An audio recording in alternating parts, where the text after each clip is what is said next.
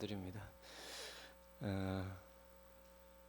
예, 선곡이 또 저에게 주는 또 메시지인 것 같아서 그렇게 선곡을 하셨는지 모르겠지만 저는 들으면서 주님께서 너를 통해 하실 일을 또 우리를 통해 하실 일을 또 마지막으로 또 기대하면서 이 슬픔을 좀 달랠 수 있겠다 싶은 마음이 들었습니다.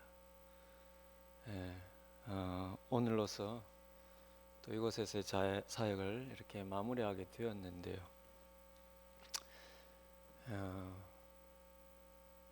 마음이 강단에 서니까 이제 좀 잡잡해지는 것 같습니다.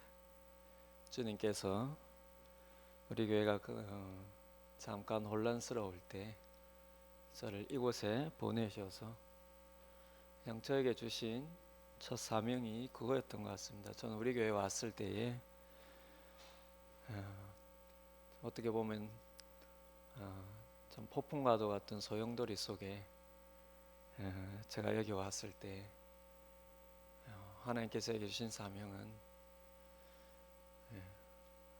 그냥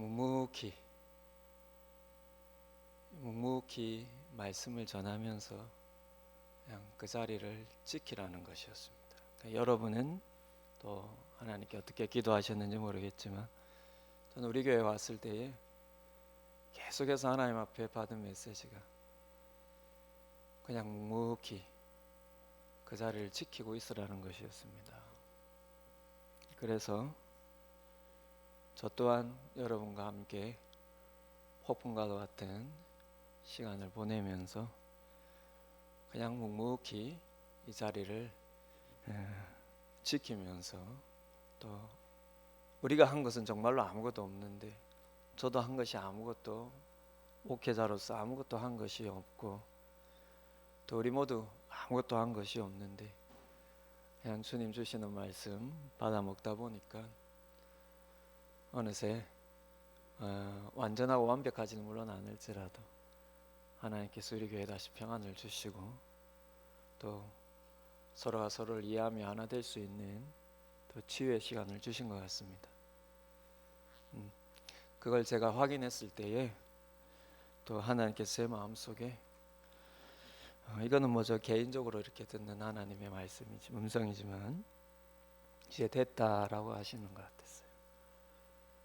이제 내가 너를 이곳에 보낸 또 일은 끝났다라고 말씀하시는 것 같아서 저는 정말로 아무것도 한 것이 없고 아무것도 할 수 없는 형편이다 보니까요. 그 사명이 끝나고 이제는 뭔가 우리 교회를 통해서 하실 일이 있으시고 또 뭔가 우리 교회를 통해서 뭔가 하시고 싶은 게 있으신가 보다 싶은 마음에 또 하나님께서 여기까지다라고 하는 저에게만 주시는 마음의 음성을 따라서 그렇게 결정을 하고 여기까지 이 자리까지 오게 되었습니다. 인간적으로도 저도 연약한지라 괜히 영적으로 멋진 척했나 싶은 마음도 들고 또 한 주 동안 오만 생각이 이렇게 많이 들더라고요. 사실 인간적으로 보면 더 목회자라 할지라도 담임 목사 사역을 하다가 이 커리어가 끊긴다라는 것은 인간적으로 보면 굉장히 치명적인 일이거든요.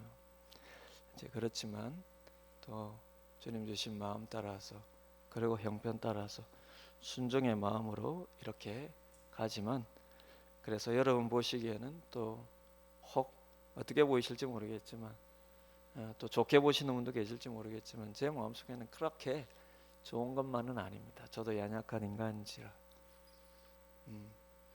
괜히 이렇게 멋진 척했나 싶은 마음도 들고 그렇지만 제 마음이 어떠하든 또 제 마음의 감정의 변화가 어떠하든 주님 주신 마음 따라 가다 보면은 오늘 우리 또 찬양대에서 불러주신 또 찬송한 그 가사처럼 하나님께서 우리를 통해서 하실 일이 오히려 더 기대되고 그 기대가 언젠가 이루어지는 것을 우리가 확인할 날이 올 줄 압니다.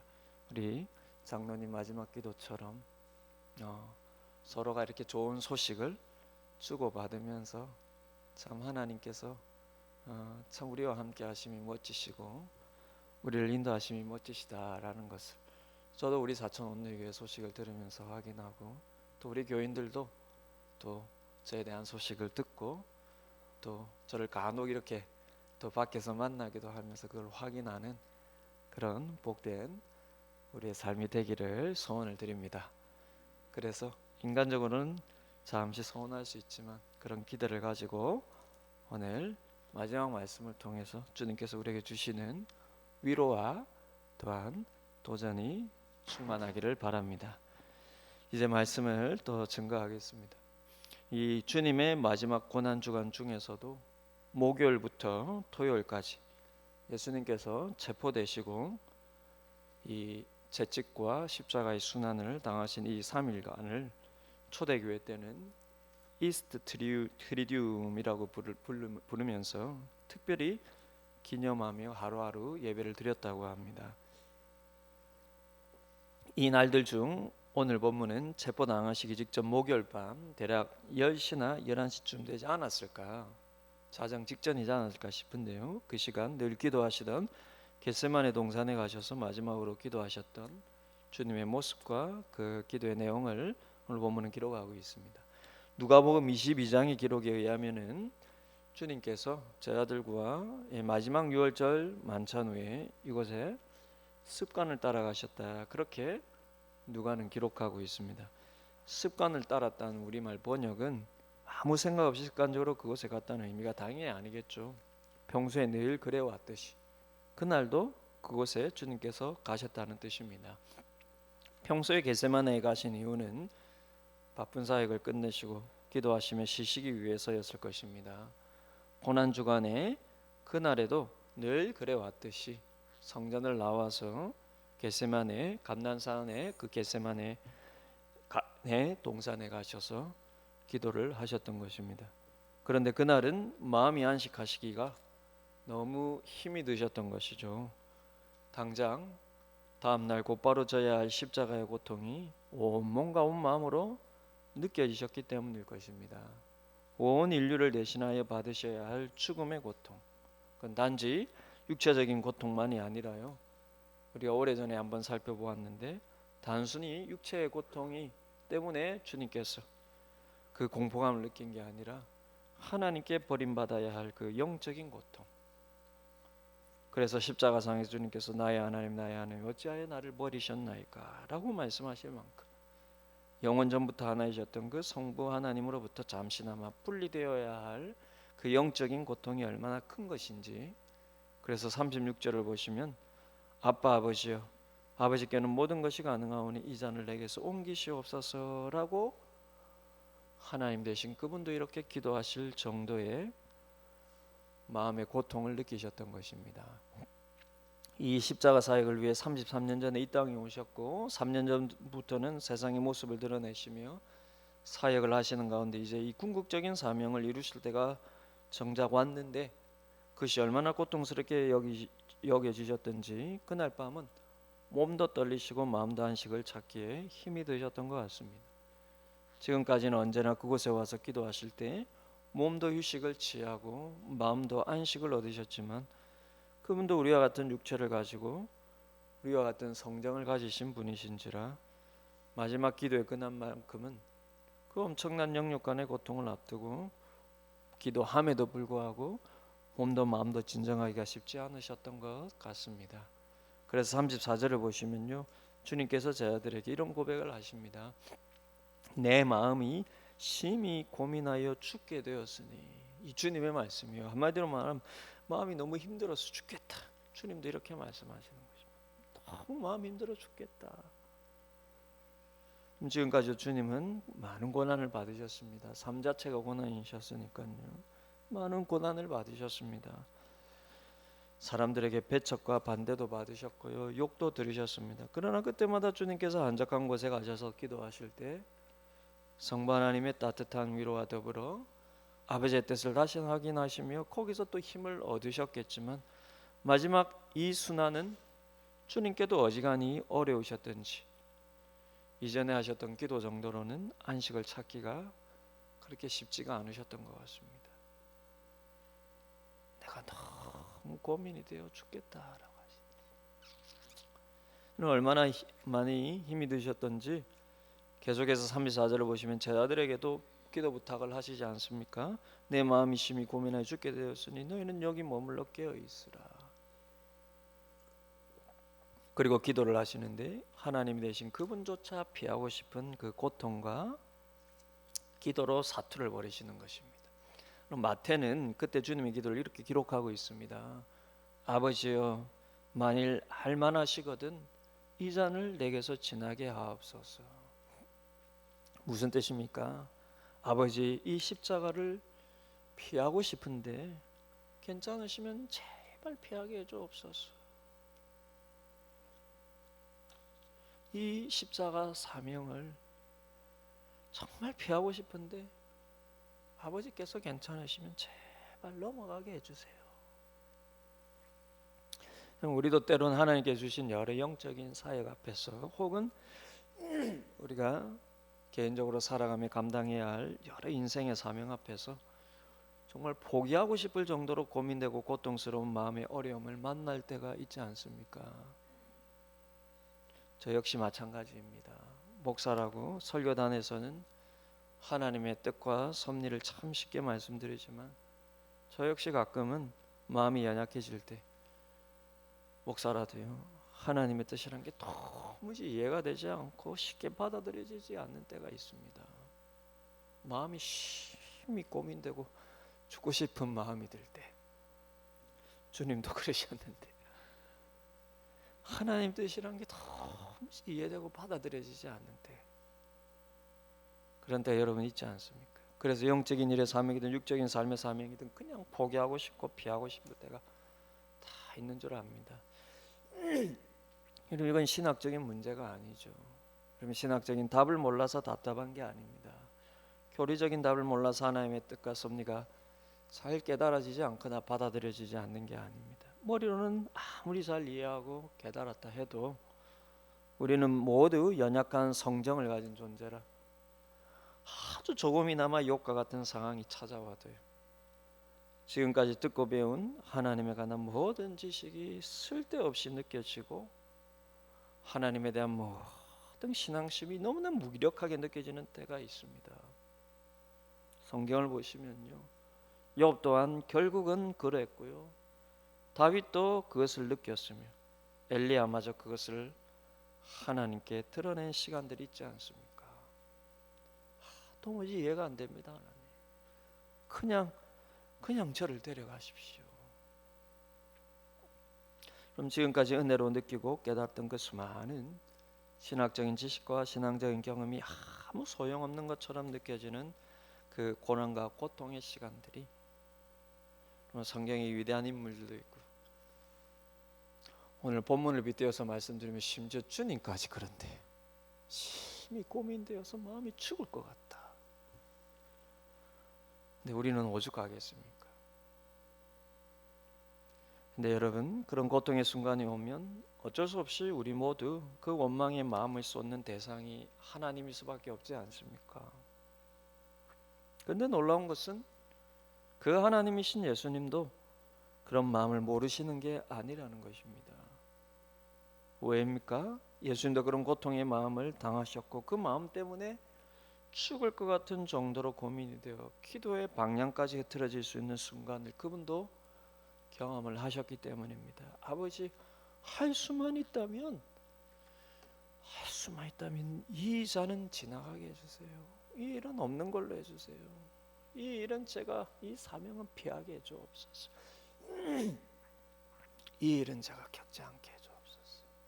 예수님도 그렇게 그런 마음으로 심지어 그런 기도를 내뱉으시는 것입니다. 이브리서 4장 15절을 보시면 이러한 말씀이 나오죠. 예수님은 우리 연약함을 동정하지 못하실 분이 아니요 모든 일에 우리와 똑같이 시험을 받으신 분이시라고 말씀합니다. 우리의 연약함은 우리의 육체적인 질병과 어려움뿐만 아니라 마음의 괴로움과 고통을 모두 포함합니다. 그것을 동정하신다는 것은 그런 영육 간의 고민과 고통을 그분도 함께 느끼신다는 것입니다. 어떻게 느끼신다는 것일까요?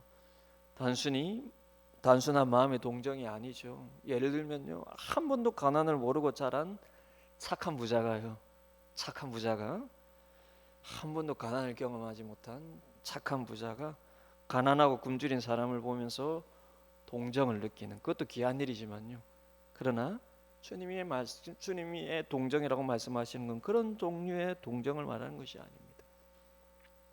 자신도 굶주렸고 헐벗어 봤던 자만이 줄 수 있는 위로의 동정. 동정의 뜻이 무엇입니까? 같은 마음이지 않습니까?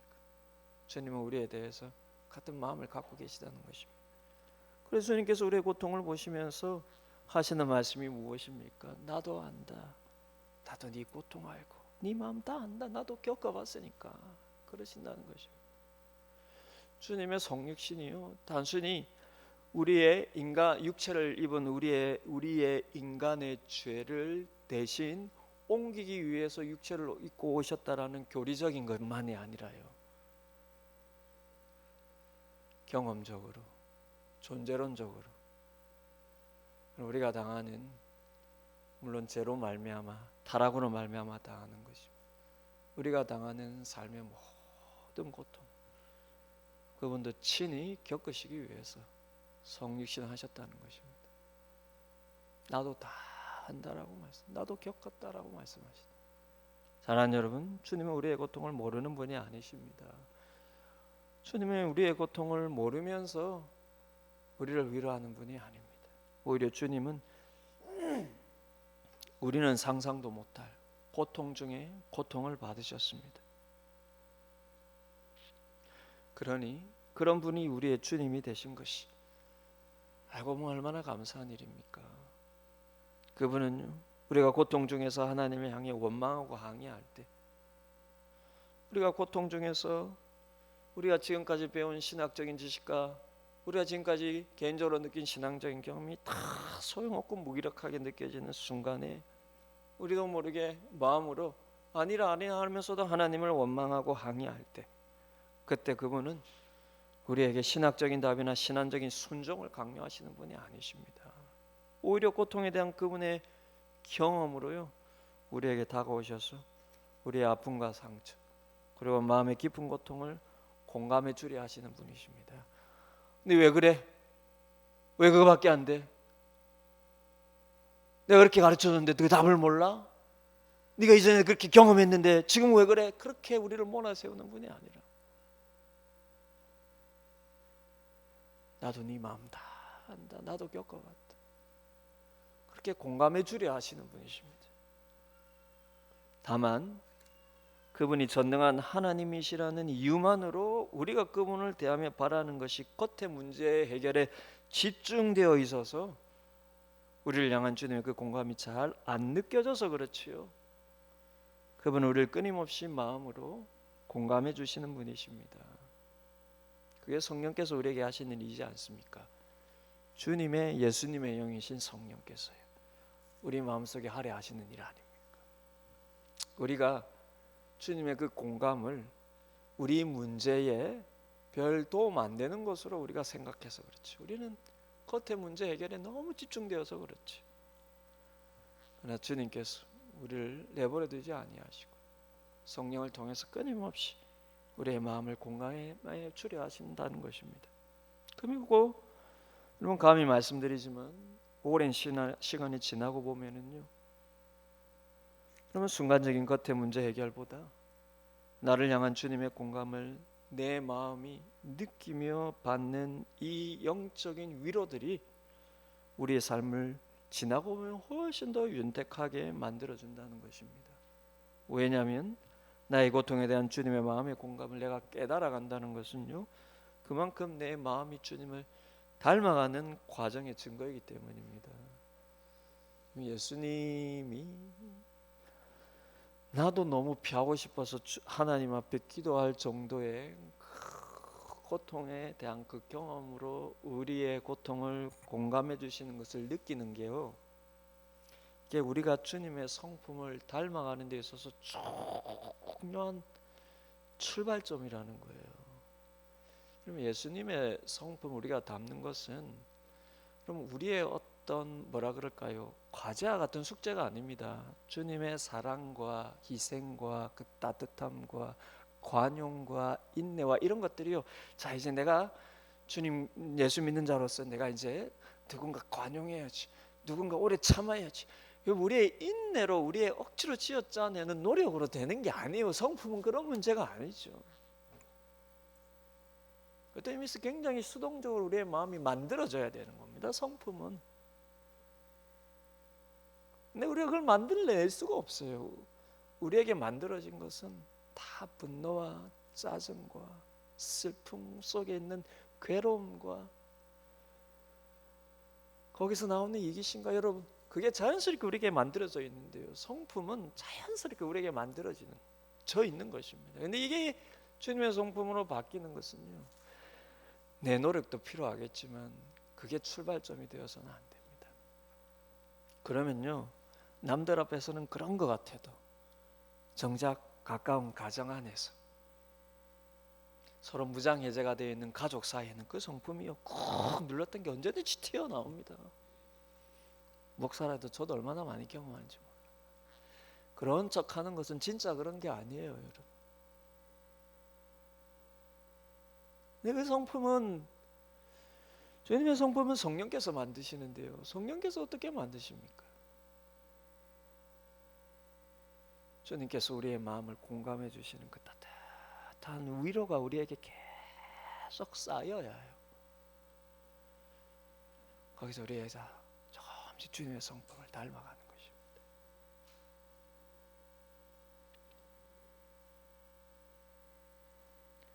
그 과정을 지나다 보면 우리는 문제를 당할 때 겉의 문제 해결에 그렇게 집착되어 있지만 주님은 그 속에서 오히려 그것보다 나도 네 마음을 안다, 나도 네 고통을 안다라는 그 공감을 우리가 받기를 바라세요. 왜냐하면 그래야 주님의 타이밍을 우리가 기다릴 수 있기 때문입니다. 그리고 그래야 그 과정 속에 주님을 닮아갈 수 있는 것입니다.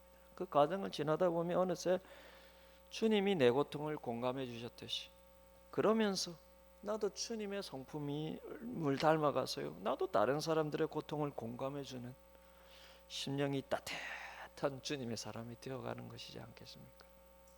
그게 주님께서 우리를 통해 하나님의 나라를 세워가는 통로일 것입니다. 여러분, 어떤 마음의 고통을 가지고 계십니까? 그 고통에 대한 주님의 경험적인 동정과 공감을 여러분의 심령이 느끼시고 맛보시는 신앙의 삶이 되시길 바랍니다. 그리고 그 가치를 중요하게 여기시기를 바라요. 겉의 문제는요, 하나님이 원하시는 때, 하나님이 원하시는 방법으로 하나님께서 스르르 해결해 가실 것입니다. 그래서 여러분 마음에 정말로 기도 가운데 느끼시는 것은 주님이 성령으로 우리의 마음을 공감해 주시고 동정해 주시는 그 따뜻한 위로 속에 주님께서 나에게 주시는 마음의 안식이 무엇인지를 맛보아 가시고 그것을 가치 있게 여기시는 그런 신앙이 되어 가시길 바랍니다. 그래서 여러분도 다른 사람의 고통을 공감해 주는 하나님 나라의 통로가 모두들 되시기를 주님의 이름으로 바랍니다. 그럼 더 나아가서요, 그분이 우리의 위로가 되실 수 있는 것은 단순히 그분이 고통을 경험하셨기 때문만이 아니라 그 기도 가운데 그 고난의 고통을 이기셨기 때문이기도 합니다. 그래서 그분이 때로는 고난에 낙심되어 기도조차 못하고 있는 우리를 도우실 수 있으신 것이요, 때로는 고난 앞에 서 있는 우리가 어떻게 기도해야 할지 본이 되어 주신 것도 있으십니다. 그분이 어떻게 기도하심으로 이 극도의 고통, 마음의 고통을 이기셨습니까? 주님이 그렇게 기도를 마무리하지 않습니까? 계속해서 이 고통의 마음을 성부께 호소하면서 그 끝에는 그러나 나의 원대로 마옵시고 아버지의 원대로 하옵소서. 목사님, 예수님이니까 그렇게 기도하실 수 있죠? 여러분, 아닙니다. 그분이 느끼신 마음의 어려움은 이 잔을 내게서 옮기옵소서라는 기도에 더 치우쳐져 있습니다. 우리가 낙심되는 일 앞에서 늘 그렇게 말하듯이 주님의 마음도 이거 너무 힘들어요 아버지, 그냥 지나게 없소서, 그냥 없는 것으로 해주옵소서, 거기에 마음이 온통 집중되어 있습니다.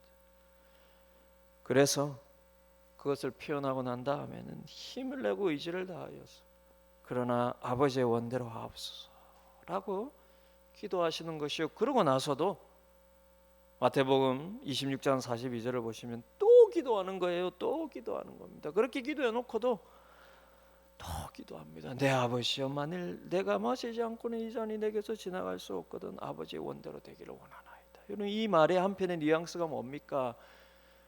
아버지의 원대로 되기를 원합니다. 이렇게 기도해 놓고도 또 이렇게 또 기도. 만일 이 잔이 내게서 지나갈 수 없거든.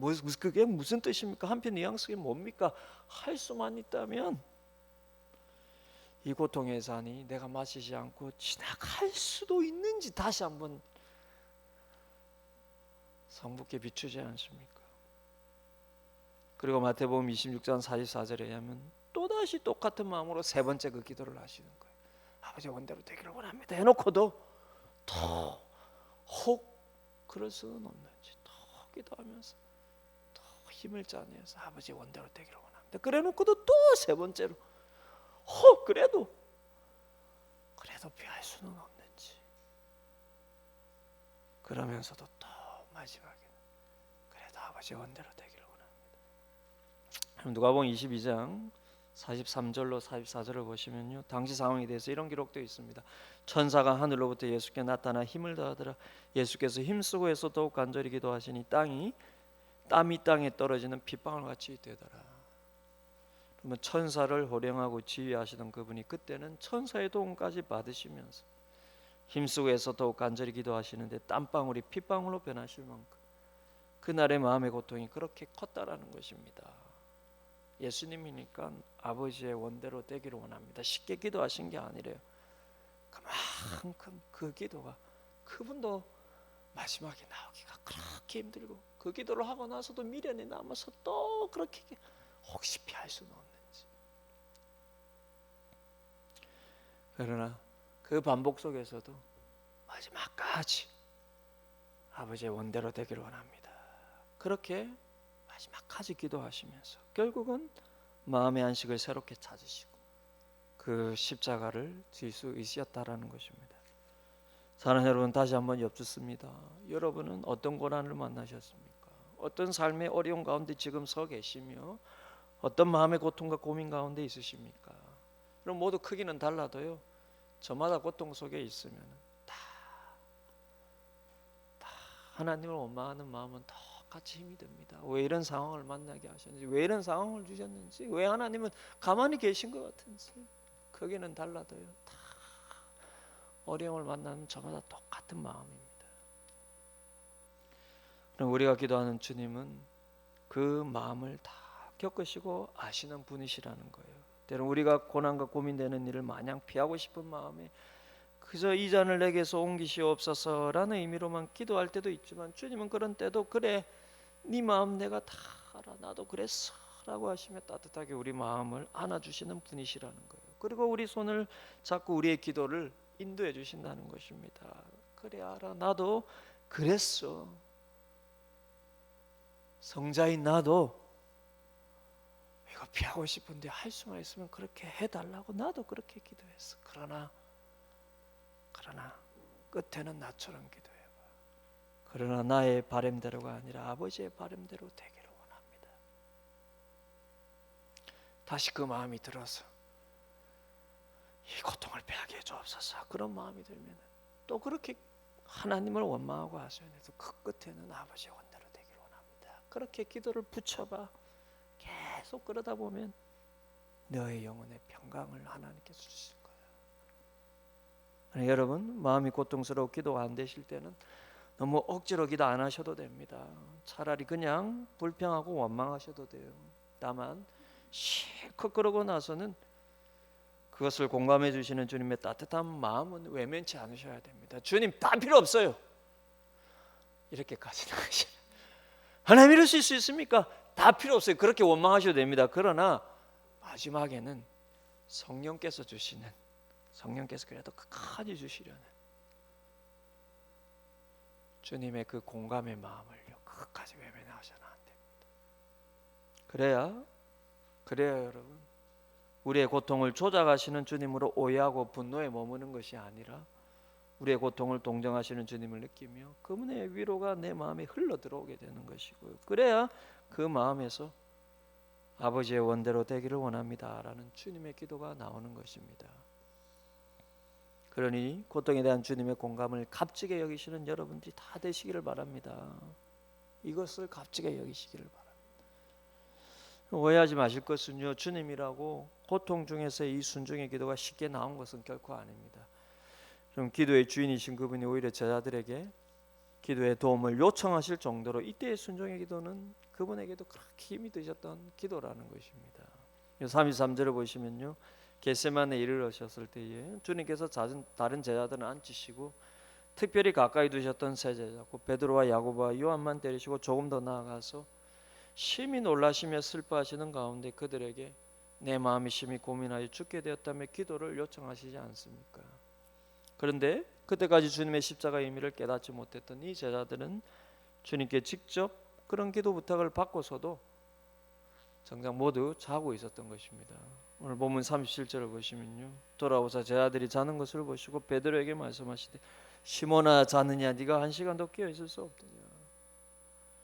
아마 주님께서 1차로 기도하신 시간이 대략 1시간 정도 되셨던 모양입니다. 그리고 이 세 제자들에게 돌아오신 것을 보면 정말 마음이 힘드셔서 함께 기도해 주기를 바라셨던 것 같아요. 이거 지금 세 차례나 지금 제자들에게 이렇게 오는 걸 보면요, 기도 중간에 끊고 제자들에게 오는 걸 보면 정말로 혼자 감당하기 힘들 정도 제발 기도로 좀 나를 도와줘라고 기도 끊고 제자들에게 가시고 또 기도 끊고 제자들에게 가시고, 근데 모두가 계속해서 자고 있는 것입니다. 39절과 40절에 의하면 다시 주님께서 기도의 자리로 돌아가셔서 기도하신 후에 또다시 제자들에게 왔는데 그때도 피곤하여 여전히 자고 있는 것입니다. 그들도 미안했는지 예수님께 무엇으로 대답할 줄을 알지 못했다고 기록되어 있습니다. 그리고 41절에 보시면 한 번 더, 즉 세 번째 이런 일이 반복이 됩니다. 아까 말씀드렸듯이. 그리고 주님께서 이제는 자고 쉬라 그만 되었다 말씀하시며 이제 주님을 팔자가 왔으니 가자고 말씀하십니다. 이제 십자가 지러 가시는 거예요. 그럼 이 시간이 자정을 지나는 시간이니 모두 피곤하고 지칠 시간이면 틀림이 없습니다. 그런데 누가복음에서요, 이때 제자들의 육체적인 피로보다는 그들의 마음의 감정에 조금 더 집중해서 표현을 하고 있는데요, 그것도 주님께서 그들의 그런 마음을 마치 읽으신 것처럼 묘사를 하고 있습니다. 이때 자고 있었다라는 제자들의 여러분 마음 상태, 심리 상태를 누가복음은 표현하고 있어요. 누가복음 22장 45절을 보시면요, 주님께서 기도 후에 일어나 제자들에게 가서 슬픔으로 인하여 잠든 것을 보시고, 제자들이 단순히 몸이 피곤해서가 아니라 그들의 마음도 깊은 번민과 슬픔 가운데 있었다라는 것입니다. 아마 제 생각에는 조금 전 주님과 유월절 만찬을 할 때 주님께서 자신의 임박한 죽음을 비추시고 더 혼란스러운 것은 한 제자가 주님을 배반할 것이라고 예고하시고요, 더 혼란스러운 것은 나머지 모든 제자들도 그분을 버릴 것이라고 부인할 것이라고 혼란스러운 말씀을 계속해서 이게 들었던 터라 이 연타석이지 않습니까? 주님 이제 곧 죽는다라는 말도 혼란스럽고 한 명이 나를 팔 것이라는 말은 더 혼란스럽고 나머지 제자들도 다 나를 버릴 것이다라는 말은 완전히 이들을 혼란에 빠뜨려서요, 이들이 뭔가 불안한 기운을 느끼지 않았나 싶습니다. 그래서 슬픔에 잠겼다는 것이죠. 그런데 그러면 사람이 슬픔에 잠기면 잠이 옵니까 안 옵니까? 슬픔에 잠기면 잠이 옵니까 안 옵니까? 안 오죠. 성경을 봐도요, 곳곳에 봐도 슬픔으로 인해 잠이 오지 않는 예들이 얼마나 많이 나옵니까? 그런데 이들은 왜 슬픔으로 인하여 오히려 깊이 잠들어 버렸을까요? 주님께서 이제 곧 십자가 질 시간이 다가오면서요, 기도하시면서 이들에게 기도 부탁을 이렇게 세 번이나 이렇게 하시는데 기도 부탁을 직접 받고도 게다가 그들이 슬픔에 잠겨 있는데도 어떻게 잠이 올 수 있습니까? 좀 제 생각에는 그 이유는 아직도 그들이 주님의 죽으심에 대한 의미를 깨닫지 못해서이기 때문이지 않나 싶습니다. 주님께서 자꾸 죽는다 하시고 대신 너희들은 다 배반할 거라 하시니까 자신들이 지금껏 주님께 기대했던 것과는 정반대의 상황으로 하시는 이 말씀이 그들의 마음을 불편하고 근심되게 만들었을 뿐이죠. 정작 왜 죽으셔야 하는지에 대해서는 그렇게 많이 가르쳐 주셨음에도 불구하고 아직 깨닫지를 못한 상태에 있으니 기도 부탁을 주님께 받고도 뭐라고 기도해야 될지 감을 잡지 못하니까 3번이나 와서 주님께서 기도 부탁을 하시는데 그들의 마음도 번민되고 슬픈데 뭐라고 기도해야 될지를 모르니까요. 오히려 육신의 피곤함에 밀려서 잠이 올 수밖에 없는 거예요. 누가복음의 기록에 의하면 주님께서 그들에게 기도 부탁을 하시고 돌 던질 만큼 가서 무릎 꿇고 기도하셨다고 합니다. 주님께서 제자들이 여기 있다면은요, 제자들에게 기도 좀 부탁해. 내가 심히 고민하여 죽게 되시니 너희도 깨어서 기도 좀 해줘 하고 얼마만큼 가시냐면 돌 던질 만큼 저게 밖에 유하실 정도에 가셔서 떨어져서 기도하시는데요. 땀방울이 핏방울이 되실 정도로 여러분 신음하며 신음소리를 내며 기도하셨으니까 그 기도 소리가 여러분 이 제자들에게 들리겠습니까? 안 들리겠습니까? 여기 있는 제자들이요, 저기 지금 우리 본당 뒤에서 누군가 흐느끼며 기도하는데 그 소리가 들리겠습니까? 안 들리겠습니까? 그것도 여러분 이제 자정이 다 되어서 그 캄캄한 밤에 들리겠습니까? 안 들리겠습니까? 다 들리는 것이죠. 그러나 주님의 고난과 죽으심의 의미를 몰랐기 때문에 그들은 주님의 그 신음소리와 고통의 그 기도 소리를 들으면서도 무엇을 기도해야 될지 어떻게 기도해야 될지를 모르니 주님의 그 고통의 소리를 들으면서도 기도 부탁을 받으면서도 그들은 또 슬픔에 잠겨 있으면서도 무엇을 기도해야 되고 어떻게 기도해야 될지 모르니까 그냥 잠들어 버릴 수밖에 없었다는 거예요. 우리의 고통에 대해서도 마찬가지입니다. 우리가 고난과 고통 속에서 낙심할 때 왜 기도가 되지 않습니까? 왜 기도가 되지 않습니까? 이 고난과 고통의 의미를 영적으로 모르기 때문이에요. 그래서 이 고난의 상황이 빨리 없어지게 해달라고 처음에 기도할 때는 얼마나 간절히 기도합니까? 내가 어떻게 기도해야 될지 그때는 내가 정했으니까요. 이 고난이 없게 해주옵소서. 이 고난이 지나가게 해주옵소서. 빨리 상황이 바뀌게 해주옵소서. 나에게 고통을 주는 그 사람 빨리 없어지게 해주옵소서. 그 자리에서 나오게 해주옵소서. 내가 원하는 사람 있게 해주옵소서. 내가 원하는 상황으로 바꿔주옵소서. 이런 때는 얼마나 열심히 기도하는지 몰라요. 어떻게 기도해야 될지를 자기가 정했으니까요. 그러나 고난의 상황이 변함이 없을 때, 자기의 원대로 되지 않고 고난의 상황은 변함이 없을 때, 그때부터 기도의 힘을 잃어버리게 됩니다. 왜냐하면 정작 고난이 내게 왜 필요한지 그 고난의 의미에 대해서는 좀 알려하지 않았기 때문입니다. 그래서 어떻게 기도해야 될지 실은 모르고 있는 거예요. 여러분, 사실 고난과 고통 자체의 의미라는 건 없습니다. 고난과 고통은요, 그 자체로 하나님께서 우리에게 결코 기뻐하시는 것이 아니에요. 그렇기 때문에 천국에는 어떤 육체적인 고통이나 마음의 고통이 없는 것이죠. 다만 이 땅에서 신자의 고난과 고통의 의미란 그것을 통해서 만들어지는 하나님을 향한 내 성품의 가치가 있는 것입니다. 왜냐하면 이 땅에서는요, 우리의 성품 속에 신자라 할지라도 아직 죄성이 남아있고 그 죄성이 우리 성품의 중심에 있기 때문입니다. 그럼 주님의 고통도 그 자체의 의미가 있는 게 아닙니다. 주님의 고통은 죄성에 갇혀있는 우리의 고통을 대신하신 것이요, 그래서 우리의 죄값을 치르심으로 중요한 것은 이 땅에서 우리의 고통을 없애주신 것이 아니라, 주님은요 우리의 죄를 대신해서 십자가에 우리의 죄값을 치르심으로 중요한 것은 이 땅에서 우리의 고통을 없애주신 것이 아니라 이 땅에서 우리의 고통에 대한 새로운 의미를 주신 것입니다. 이 고통이 없는 것은 여러분 저 세상에서고요, 주님 우리 하나님 나라에서고요.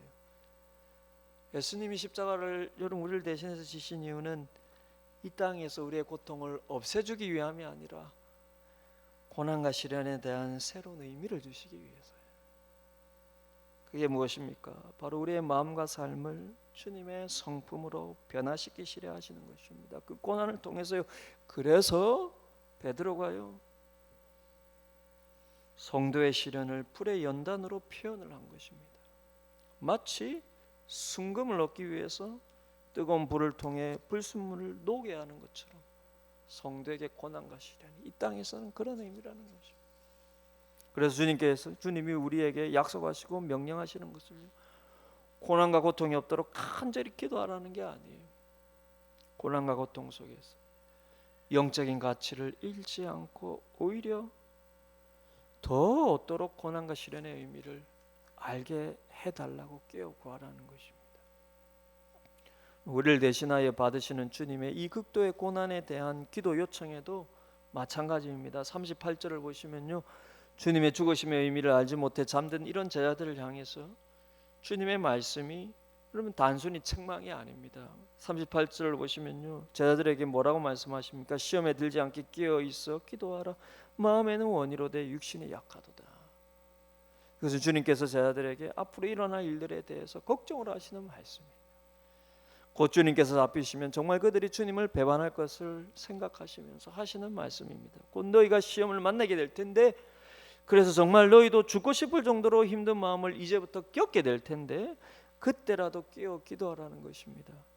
너희는 나를 결코 버리지 않겠다고, 죽음의 자리까지 함께 가겠다고 호언장담했지만 너희의 마음과 달리 너희 육신이 약하니 너희 결심과 다른 너희 모습을 만날 때 그때 마음으로까지 나를 떠나지 않도록 깨어 기도하라는 것입니다.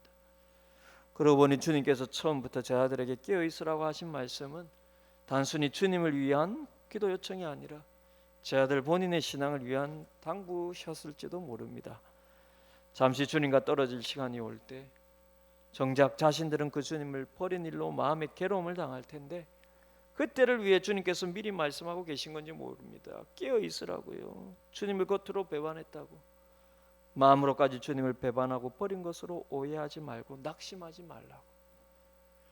나를 위해서 기도해 달라라는 의미도 있겠지만요, 계속해서 기도하여 깨어 있으라고 할 때 내가 죽고 난 다음에 너희들이 만나게 될 시련에서,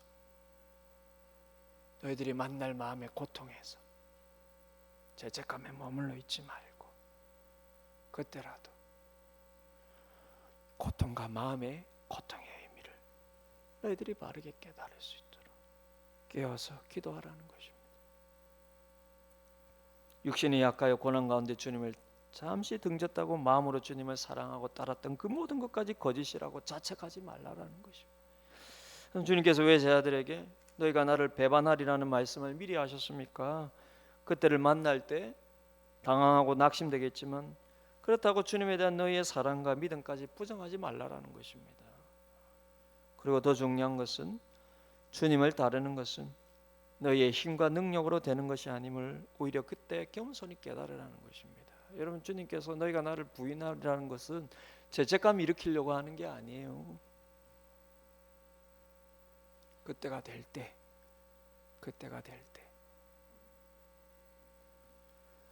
너희가 호언장담했던 것처럼 너희 힘으로 하나님 나라의 그 성품이 만들어지는 것이 아님을 깨닫고 오히려 겸손히 주님의 그 은혜를 겸손히 받고,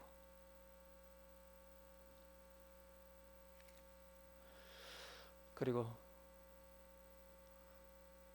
내가 부족하지만 내가 그래도 마음으로 주님을 사랑하고 따랐던 그 신앙 힘까지 부정하지 말라는 것입니다. 얼마나 주님 따뜻한 배려심이 얼마나 큽니까? 정말로 위에 성령께서 강림하셔서 이 제자들이 비로소 주님의 십자가의 의미를 모두 깨닫게 되었을 때 그제서야 슬픔으로 기도할 힘을 잃고 잠들었던 이들이 변화해서 비로소 깨어있는 신앙이 되었고, 그래서 이들도 주님께서 하셨던 그 기도를 하기 시작하는 것입니다. 부활하시고 승천하신 예수님을 성령을 통해 새롭게 만나니 그들의 인생이 예수님을 증거하는 증인의 삶으로 바뀌게 되는데, 그러면서 그들에게 고난이 없어졌습니까? 아니죠. 그들이 예수님의 성령을 받고 예수님의 증인이 되면서 이제는 그들에게 그래서 따라오는 수많은 고난과 시련에 대한 새로운 시각이 생기고요, 새로운 통찰이 생기고요, 그리고 새로운 기대의 방향이 생긴 것입니다. 그리고 그들도 언제나 성령으로 주님께서 함께 하심을 깨닫고 주님처럼 잘 기도하는 것입니다. 그러나 나의 원대로 마시옵고 아버지의 원대로 되기를 원하옵나이다. 사랑하는 여러분, 우리가 다 예수님을 영접한 자들이지만 때로는 우리 역시 마음의 원이로 내 육신이 약했던 이 제자들의 상태처럼 어려운 일을 만나고 낙심되는 일을 만나면 겉으로 주님을 부인하는 것과 같은 연약함이 있기도 하고요. 다 신앙도 뭐가 필요 없는 것처럼 느껴질 때도 있지만, 그래서 때로는 우리의 삶이 주님의 말씀을 버리기까지 하지만 때로는 우리가 입술로도 주님을 부정하기까지 할 때도 있지만, 그러나 그런 것조차도 주님께서 나도 네 마음 안다, 나도 그 마음 이해한다, 주님 내가 이렇게 주님을 부정하는데요, 주님을 저주하는데요, 주님은 여전히 그럴 때 네가 어떻게 그럴 수 있어? 그러지 않으시고요. 그 마음까지 나는 안다. 왜 그렇게 공감해 주시는 마음을. 그럼 마지막에는 그거 외면치 마시고 그 마음 받으시고, 주님께서 왜 그렇게 공감해 주십니까? 네가 이 고난 앞에서 무너졌다 해서 네가 지난날 나를 사랑했던 그 사랑의 고백들이 다 내게 쓸모없는 것이 아니라는 것. 나도 네 마음 안다. 네가 나를 부인하고 설사 사람들 앞에서 부정할지라도 나는 네 마음 다 안다 말씀하시면서, 그러나 지난날 네가 나를 사랑하고 지난날 네가 나에게 영광을 돌리며 마음으로 기뻐했던 그 신앙을 그것까지 네가 부인하고 부정할 필요는 없다라는 것입니다. 그럴 때 그 따뜻한 마음의 공감을 받을 때 우리가 주님의 성품을 더 닮아가는 것이지 않습니까? 그럼 저도 목사라 할지라도요, 정말 저는 참 영적인 의지가 강한 사람이었습니다. 왜냐하면 저는 어떤 의미로 누군가에게 전도받아서 간 게 아니라요, 물론 제가 깨달은 게 아니라 성령께서 깨닫게 하셨겠지만, 정말로 자연 만물을 보면서 그리고 나의 존재를 생각하면서 정말 창조주 하나님이 있구나라는 것을 어느 순간에 발견하고, 그 창조주 하나님이 나를 구원하시기 위해서 독생자 예수님을 보내어서 나의 죄값을 대신하셨구나라는 것을 깨닫고, 그리고 제 스스로 교회에 와서 말씀 듣고요, 그리고 성경 보면서 제게 깨닫게 하신 성령님을 제가 마음으로 받아들였기 때문에 저는 웬만큼 교회에서 어려움 당해도요, 그것으로 인해서 하나님을 원망하거나 부인하는 그런 신앙이 아니었습니다. 그러나 저도 삶을 살아가면서 도무지 벗어날 수 없는 환경 속에 깊이 갇힌 것 같을 때는 말로는 하나님 어떻게 이럴 수 있습니까? 라고 하지는 않는데 마음으로는 이게 튀어나오는 거예요. 어떻게 이럴 수 있습니까? 어떻게 이럴 수 있습니까? 어떻게 이럴 수 있습니까?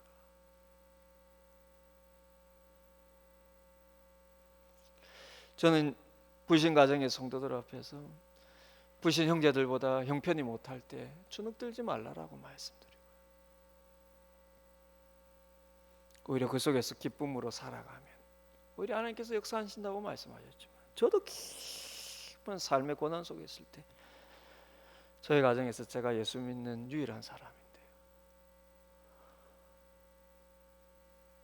하나님 어떻게 이럴 수 있습니까? 어떻게 이럴 수 있습니까? 내가 내 가정과 내가 내 가족과 친지와 내 주변 사람들 앞에서 그 반대도 무릅쓰고 이 목사 자리까지 와서 그들보다 나은 게 하나도 없습니다. 내가 주님으로 인하여서 마음의 기쁨을 잃지 않고 누구보다 천국 소망 가진 것만큼은 자부심으로 가졌지만 그것까지 무너지려 하는 순간이 올 때, 주님 내가 그들보다 나은 게 뭐가 있습니까? 그리고 나를 통하여서 주님 얻을 수 있는 게 뭐가 있습니까? 이런 마음이 들 때는 정말로 정말로 하나님의 뜻이라는 게 도대체 이해가 되지 않고, 하나님의 섭리라는 것도 말로는 그럴싸하게 여기서 하지만요, 받아들이지 않을 때가 있어요.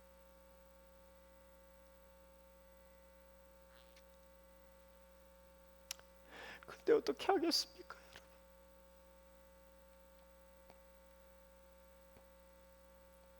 여러분?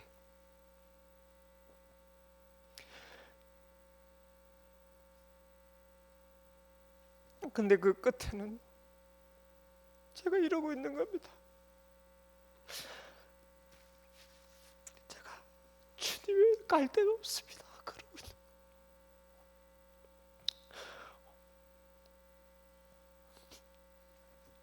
있는. 기도도 안 되고요. 기도 안 될 때 있지 않습니까?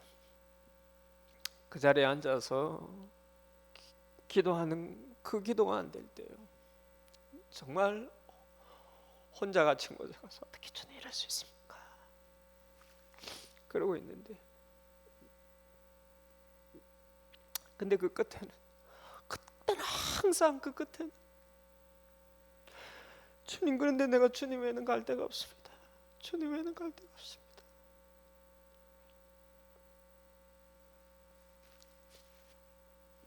그러고 나면 희한하게 나도 네 마음 안다, 이런 마음이 새가머니 들면은요, 거기서 희한하게 눅눅듯이 놓고 모든 것이 다시 정상적으로 보이고, 그러다가 또 연약한 인간인지라 또 넘어지고 그러지만요, 주님 외에는 갈 데가 없습니다. 그런 마음이 들면 희한하게 눅눅듯이 놓고, 우리 오늘 자양대 가사처럼 하나님께서 나를 통해 하실 일이 도저히 눈에 보이지는 않지만, 그러나 이유가 있을 거야 라는 마음으로 따라가다 보면 하나님께서 결국 나를 통해서, 우리 가정을 통해서, 우리 교회를 통해서 하실 일을 하시고야 마시겠지. 그럴 때 부족하지만 지금보다는 조금 더 주님을 닮은 성품이 되어 있겠지. 조금 더 주님의 자비와 사랑을 닮아가는 자, 조금 더 오래 참는 자, 조금 더 용서하는 자, 그리고 조금 더 이 땅이 아닌 하나님 나라를 바라보는 자가 되어 있겠지.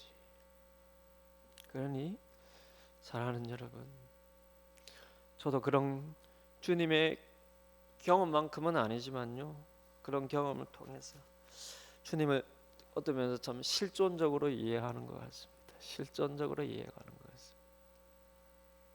저보다 더 어려운 형편이나 또 저보다 더 어려운 경험을 만난 분들도 우리 성도들 가운데 있을 텐데, 그래서 여러분 참 아무도 도움이 안 되고 홀로 있을 때, 심지어 주님에게까지 주님 아무 소용없다라는 마음이 들 때, 그러나 그때 그럼에도 불구하고 그 곁에는 주님 외에는 아무도 없다라는 것을 여러분 발견하면서, 그때 여러분들이 주님이 여러분들을 안아주시는 그 따뜻한 마음을 여러분 느껴가시고, 그런 가운데 여러분 주님의 성품을 닮아가시고, 그리고 주님의 기도를 닮아가시고요, 그렇게 그럼 마지막 인생, 주님 부르시는 그 인생까지 그렇게 주님과 하나가 되어 가시는 여러분 되시고, 여러분 삶을 통하여서, 그리고 여러분이라는 존재를 통해서 하나님이 증거가 되고 예수 그리스도의 살아계심이 증거가 되는 복된 하나님 나라의 사람, 그리고 우리 교회가 되기를 주님의 이름으로 축원을 드립니다. 우리 이 시간 같이 한번 기도하기를 원합니다. 제 마지막 제 설교여서요, 주접주접 이제 사실은 마지막 설교여서 오늘 사실은 좀 짧게 설교 페이퍼를 준비를 했는데, 아니나 다를까 죄송합니다. 오늘도 이렇게 길어졌습니다. 우리 한번 기도할 때에, 주님, 우리가 만난 어려운 가운데 때로는 마음으로뿐만 아니라 입술로도 주님을 부인할 때가 있고, 싫은 사람들 앞에서도 주님을 부인할 정도로 신앙이라는 게 아무 소용없이 느껴질, 무기력하게 느껴질 때가 있지만, 그럴 때 결국 우리가 깨닫는 것은 주님 외에 내게는 아무것도 없음을 그 마지막 순간에 깨닫고, 주님이 그 십자가의 고통을 나를 위해 지셨다. 그 고통 속에서 그 고통을 통해서 나를 위로해 주시고 공감해 주시는 주님의 그 따뜻한 마음을 발견하게 하시고 깨닫게 하시고 그것을 통해서 예수님의 성품을 닮아가는 우리의 삶이 되게 하시고 주님이 기뻐하시는 삶의 모습으로 우리가 만들어져 가게 하여 주옵소서. 오늘 말씀 따라 그렇게 한번 기도하기를 원합니다. 기도하시겠습니다. 은혜로우신 아버지 하나님,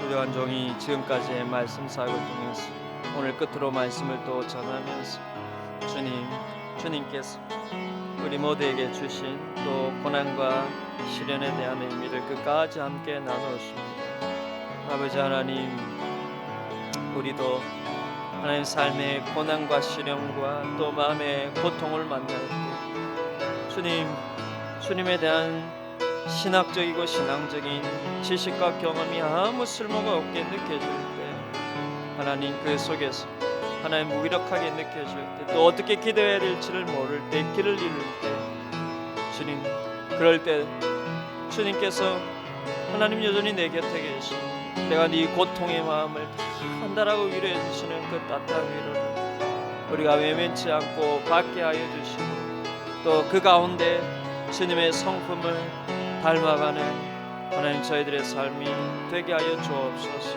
부족한 종이 하나님 지금까지 하나님 이 강단에서 말씀을 전하였던 하나님 그 모든 것들을 주님께서 영광 받으시고 또 부족한 가운데 하나님 종을 선하게 인도하심을 감사를 드립니다. 아버지 하나님께서 우리 사소원들이 교회 함께 하셔서 이제 말씀에도 뿌리 내리며 말씀을 쫓아가는 교회가 되게 하여 주시고 또 주님의 이 십자가 사랑을 온전히 증거하는 교회가 되게 하여 주옵소서.